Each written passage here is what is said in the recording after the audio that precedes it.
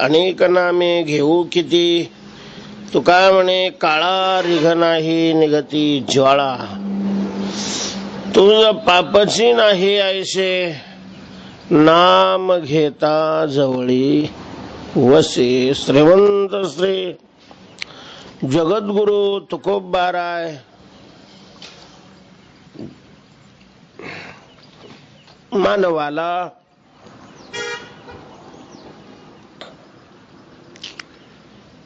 त्याच्या उद्धाराचं साधन करण्याकडे प्रवृत्त करतात. त्यामध्ये ज्या अडचणी साधकांना वाटत असतात त्या अडचणी तुकोबाराय दूर करतात. मनातल्या शंका फेडतात आणि प्रखरत्वाने साधनाकडे प्रवृत्त करतात. या अभंगातून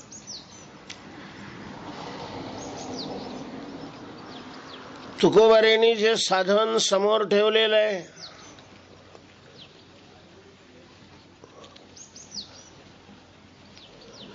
ते साधन आहे भगवंताचं नामस्मरण, नाम गाणे, नामाचं आवर्तन करणे.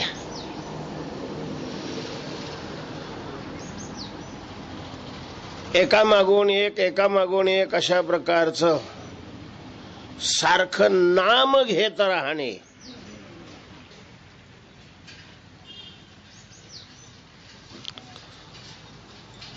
तेने होईल होळी पापाधू, अशा प्रकारचं हे नाम आहे. आणि हे नाम घेण्यामध्ये कसलीही तुला अडचण राहिलेली नाही, शास्त्रांनी ठेवलेली नाही. अगदी मोकळं केलेलं आहे सगळ्या बंधनातून अडचणीतून. असं तुकोबाराय म्हणतात, चाल केलासी मोकळा, मोकळा केलासी चाल. सगळ्या अडचणीतून तुला मोकळं केलेलं आहे. कोणत्या अडचणी आहेत आणि नामस्मरण करत असताना त्या अडचणी का नाहीत याचं चिंतन काल आपलं झालेलं आहे. आज आपल्याला नाम घेता जवळी वसे या चरणापासून चिंतन करायचं. तुकोबारायांनी भगवंताच्या नामचिंतनाची साधना करणाऱ्याला जी फलं मिळतात त्या फलाचा क्रम अशा प्रकारचा लावलेला आहे. नामस्मरणाने पहिल्यांदा लगेच पुण्य नाही होत,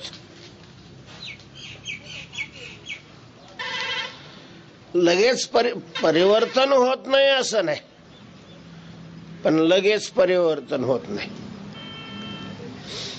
लोकांची अपेक्षा असते किंवा आता हे देवदेव करायला लागले यांच्यात लगेच परिवर्तन झालं पाहिजे.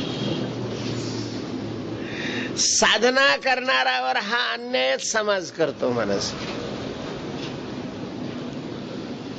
साधना करणाऱ्याकडे लगेच साधू या दृष्टीनं पाहिलं जातं आणि तशा प्रकारे त्याच्याकडून अपेक्षा करतात. साधक तो असतो, साधक झाला म्हणजे लगेच साधू झाला असं नाही. आणि मग नाथ महाराजांना तर इतका त्रास दिला आणि त्यांना राग आला नाही, तुम्हाला कसं काय राग येतो? लगेच त्याच्याकडून नाथ महाराज, तुकाराम महाराज, ज्ञानोबाराय या दृष्टीनं पाहिलं जातं. महाराज तुकाराम महाराज होण्याकरता का इतकं सहजासहजी लगेच एका जीवनामध्ये साधना केली म्हणजे कोणी तुकाराम महाराज होतो? कीर्तन करणं वेगळं, चाल म्हणणं वेगळं, वाजवणं वेगळं, या कला आहेत. अभ्यास केला म्हणजे या कला प्राप्त होतात. साधू संत कीर्तन करत होते म्हणून लगेच एखादा कीर्तन केला गेलं की तो साधू संत असावा किंवा साधू संतांचे सगळेच्या सगळे गुण त्यामध्ये आलेले असावेत अशी अपेक्षा करणंच मुळात चुकीचं आहे. अपेक्षाच करणं चुकीचं आहे. त्या साधनेनं ते गुण येणार नाही असं नाही, पण ज्यांच्या ठिकाणी ते गुण आलेले त्यांच्या ठिकाणी लगेच असं हळद पेली गोरी झाली असं नाही होते.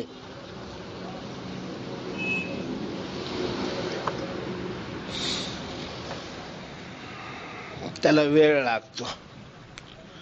तेव्हा परमार्थाला मनुष्य लागला, भगवंताचं स्मरण चिंतन करू लागला की पहिलं अशा प्रकारचं त्या साधनाचं फल आहे ते चिंतन. अंतःकरणामध्ये असलेलं जे पाप आहे ते पाप घालवायला सुरुवात करतं. चिंतनाने पहिलं पाप जातं. पाप पंचदशी हा ग्रंथ संस्कृत मध्ये वेदांताचा सुंदर ग्रंथ आहे. तो विद्यारण्य स्वामींनी लिहिलेला आहे. विद्यारण्य हे संन्यास घेतल्यानंतर त्यांना मिळालेलं नाव आहे.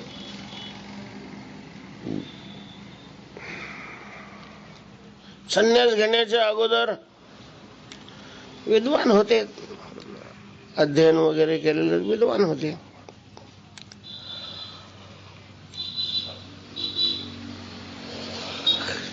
त्यांना खूप पैसा मिळावा अशी अपेक्षा होती.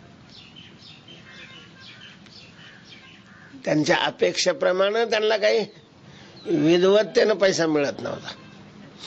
मग त्यांनी लक्ष्मीला प्रसन्न करण्याकरता गायत्री मंत्राची 24 पुरस्चरण केली. 12 पुरस्चरण केल्यानंतरच अपेक्षित इच्छा पूर्ण होते असं शास्त्र सांगतंय. आणि त्यांनी 24 पुरस्चरण केली.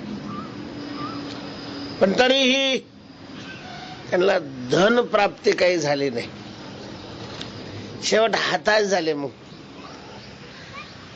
ठीक आहे, माझ्या प्रारब्धामध्ये नसेलच धन, जे काम्य कर्म करूनही जर धन प्राप्त होत नसेल तर मग संन्यासी राहिलेलं चांगलं. मग त्याने दीक्षा घेतली, संन्यास घेतला. आणि संन्यास घेतल्यावर मग धन यायला लागलं. आता संन्यासाला धन काय कामाचे? संन्यासाने धनाला प्रवेश करायचा नाही असं शास्त्र सांगते.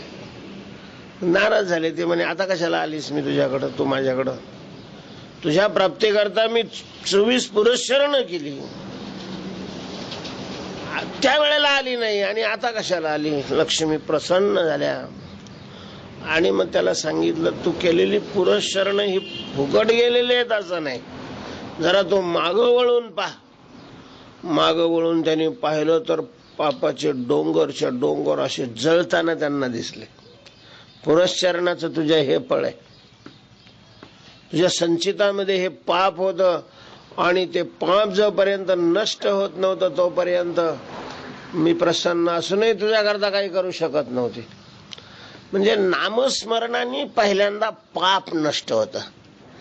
बरं, ते काय पाप काही दिसत नाही, त्याच्यामुळं लोकांना वाटतं काय राव, आपण 10-15 वारे केले तरी काहीच फरक नाही पडत. घरचे तसंच म्हणते, का हो तुमच्यात काही फरक काय पडत नाही? बरं, मग आता तू नाही वाऱ्या करत, तू घरी राहिला, तू यात फरक पडलाय का? मग जर वाऱ्या न करणारातही फरक पडत नाही, वारी केल्यावर फरक पडत नाही दिसला तर मग काय, काही अडचण काय त्याच्यात? तर फरक पडत नाही असं आहे. साधना केल्यानंतर फरक पडत नाही असं कधी होतच नसतं. काय असतं, एखादं मोठं लाकूड आहे, एवढं लाकूड आहे आणि आपल्याला ते तोडायचं आहे, कुऱ्हाड हातात दिलेले, हे घाव घातले, फार घामाघूम झाला. नाही हो म्हणे, माझ्याकडून लाकूड सटत नाही. इतक्या गाव घातले, सगळे फुकट गेले.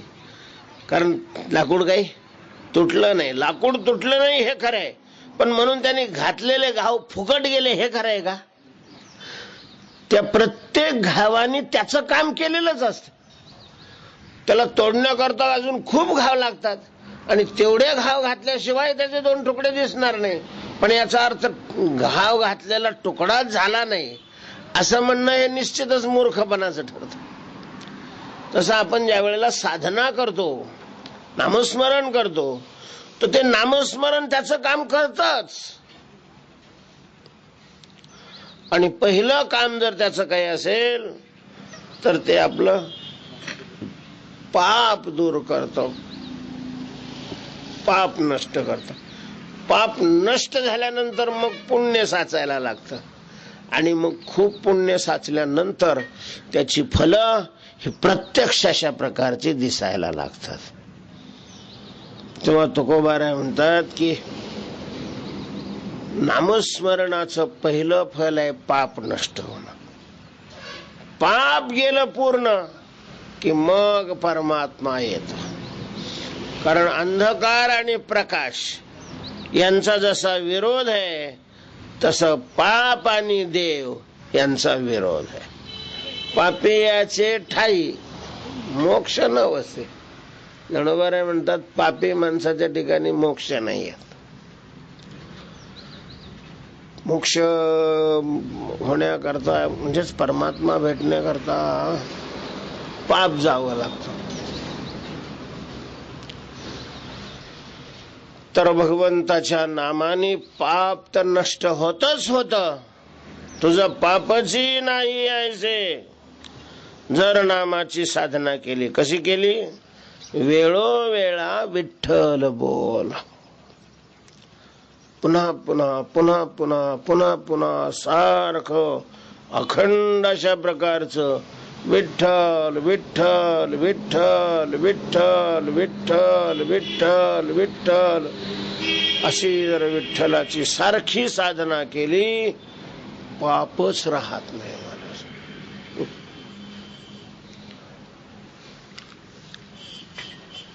हरे कृष्ण संप्रदायाचे जे पूर्वाचार्य आहे त्यामध्ये हरिदास प्रभू नावाचे एक भक्त होऊन गेले. त्यांचा असा नियम होता की ते दररोज 1,00,000 जप करायचे.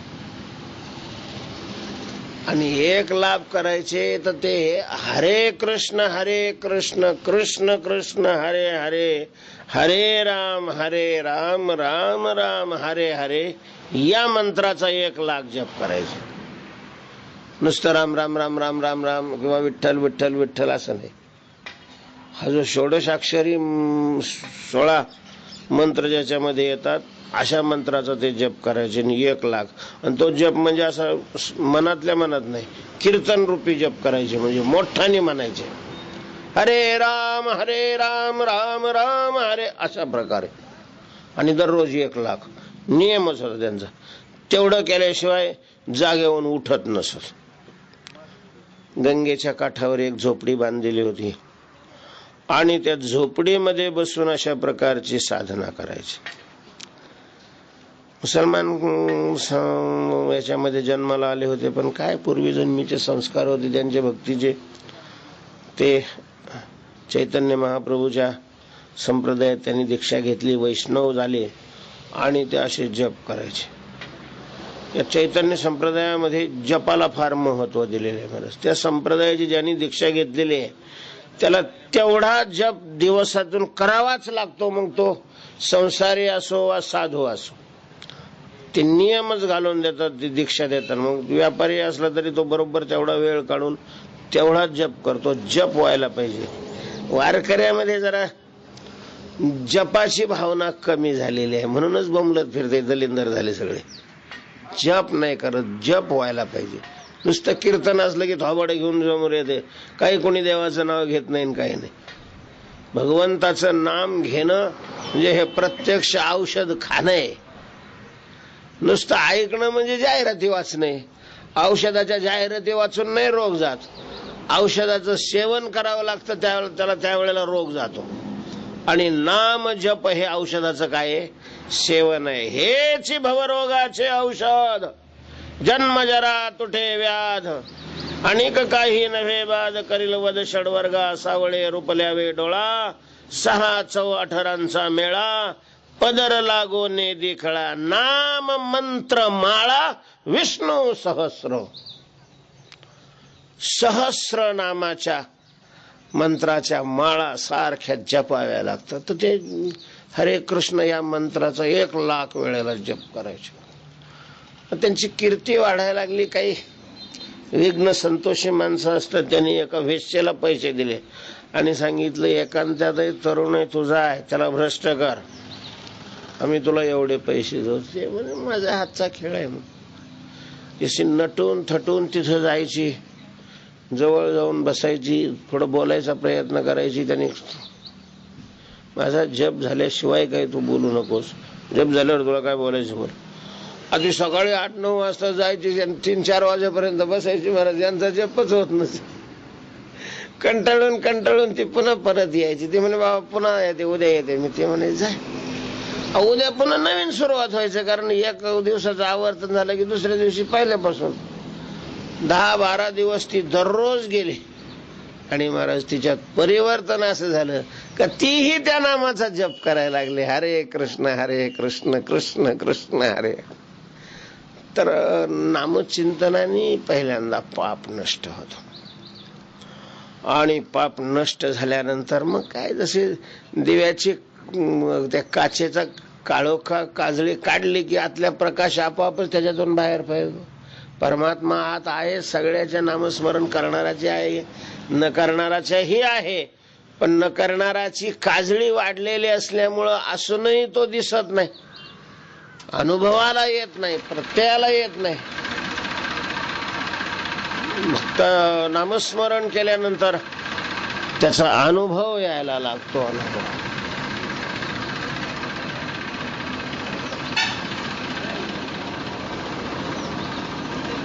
नाम घेता जवळी वसे, देव अंतःकरणामध्ये येऊन राहतो. जवळ असं म्हणजे, जवळ म्हणजे कुठं येतो, लगे अंतःकरणात येतो. अंतराय रहित असणं याला जवळ असणं म्हणतात.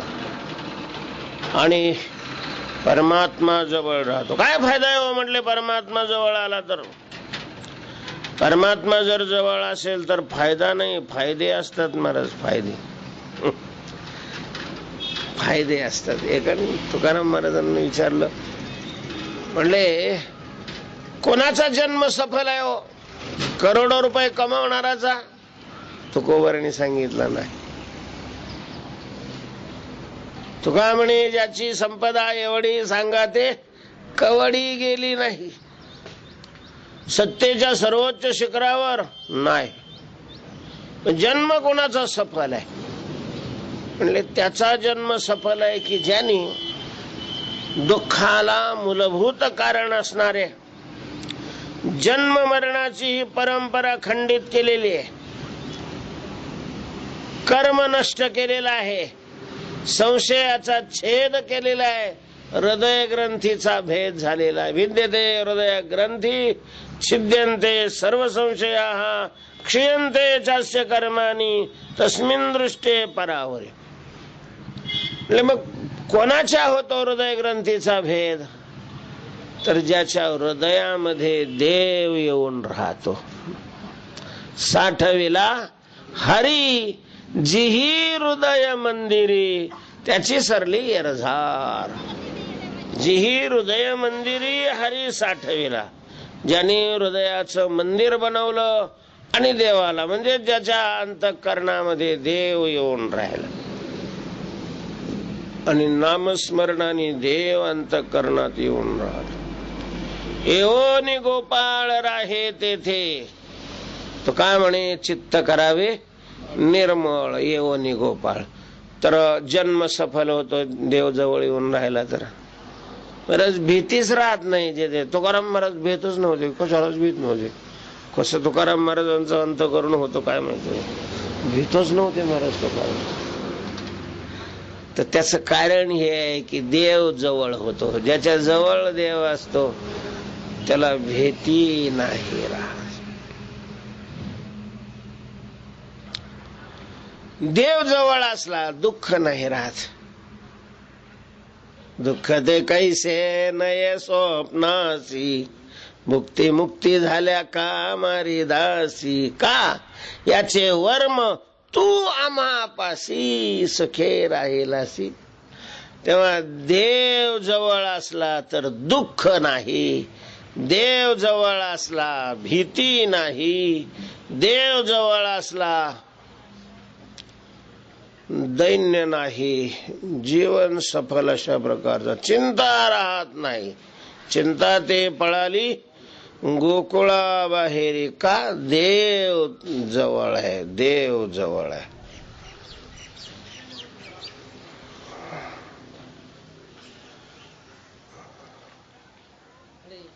गोपाळांना विचारलं होतं कृष्णाने, ए रे तुम्ही सतत माझ्या जवळ का बरं राहता? का सतत माझं चिंतन करता? माझ्या जवळ राहण्यात तुम्हाला फायदा काय मिळतो?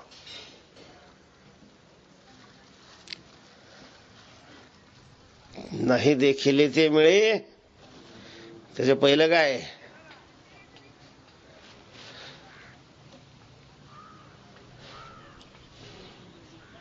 हा, पहिलं म्हणतो, तिसरं नाही, ते तिसरं आहे.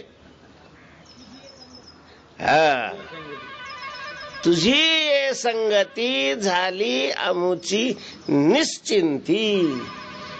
तुझ्या संगतीत जर फायदा काय असेल तर चिंता रहित जीवन होतो. चिंताच राहत नाही, कसलीच चिंता राहत, चिंता राहत नाही, भीती राहत नाही, दुःख राहत नाही, कशाची कमी राहत नाही. नेदी पडो उणे पुरे म्हणे अवघेची बरे. हे देव जवळ असल्यानंतर, हे देव जवळ नसलं की मग काय असतं त्याचा आपण रोजच अनुभवतोय. सगळेच मला त्या सरकारकडे भीक मागत झाले, लाखो रुपये मिळते तरी थोबाड वाचलेलेच राहते. हे करते काय? देव नाही ना. हे कशाची फल आहे? हे देव नसल्याचे भले. तुमचंच नाही, आमच्या महाराज लोकांचं बी तसंच आहे. एवढ्या कचकून दक्षिणा मिळतात तरी त्या नाक्यावाल्याला नारळ देते.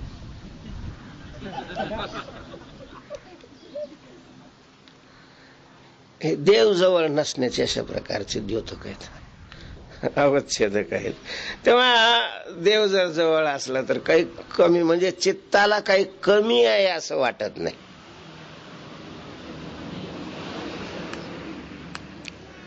शांत, स्थिर, परिपूर्ण, समाधानी अशा प्रकारचं जीवन बनतं. अशा प्रकारचा देव जवळ जर कशामुळे येत असेल तर अखंड नामचिंतन केल्यामुळं. म्हणून तुझा पापची नाही यायचे, नाम घेता जवळी वसे. पंचपातकाच्या कोडी नामे जळता न लगे घडी. पापामध्ये काही प्रकार आहेत, उपपाप आहे, पाप आहे, महापाप आहे. महापाप म्हणजे मोठं पाप. महापापाचे 5 प्रकार आहेत. ब्रह्महत्या, सुरापानम, स्थेयम, गुर्वांगनागम, अशा प्रकारची 5 महापातक आहेत. आणि तीही करोडो करोडो केलेले आहेत ज्यांनी. अशी पंचपातकाच्या कोडी. एवढंही पाप असेल पण जर नामस्मरणाची साधना केली, तुकोबाराय म्हणतात, ही पाप जळायला एक घडीही लागत नाही. जर नामचिंतनाची साधना झाली तर.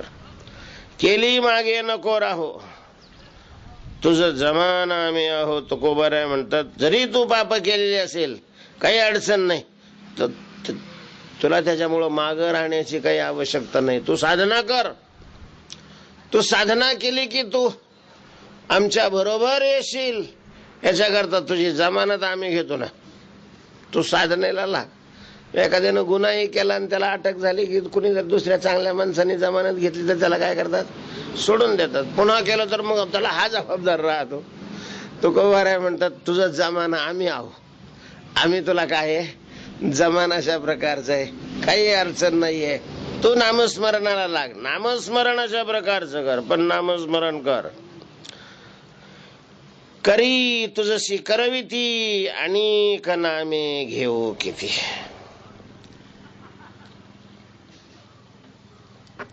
कोणी पाप करतात, कोणी दुसऱ्याकडून करून घेतात. असं पाप, केलेलं पाप आणि करवलेलं जरी पाप असलं तरीही भगवंताच्या नामाने ते सगळं नष्ट होतं. याची उदाहरणं देण्याकरता किती लोकांची नावं घेऊ. ऐसे अनंत अपार नामे तरले चराचर. भगवंताच्या नामाने आजपर्यंत 1, 2, 4 तरले असं नाही, अनंत लोक तरले, अनंत अपार अशा प्रकारचे तरलेले आहेत. म्हणून कोणाकोणाची नावं घेणार आणि किती नावं घेणार आहे. तो काय म्हणे, काळा रिग नाही निगती ज्वाळा. नामस्मरणाची साधना जर चालू असेल तर त्याच्या अंतःकरणातून शरीरातून त्या नामस्मरणाच्या साधनेच्या ज्वाळा अशा प्रकारच्या बाहेर पडतात. तिथं काळाला सुद्धा प्रवेश नाही मिळत. सगळ्या जगावर काळाची सत्ता आहे. जगा काळ काय, पण तो काळ सुद्धा नामचिंतनाची साधना करणारा जर असेल तो नाही प्रवेश करू शकत. तेव्हा रिग नाही कळी काळा रे.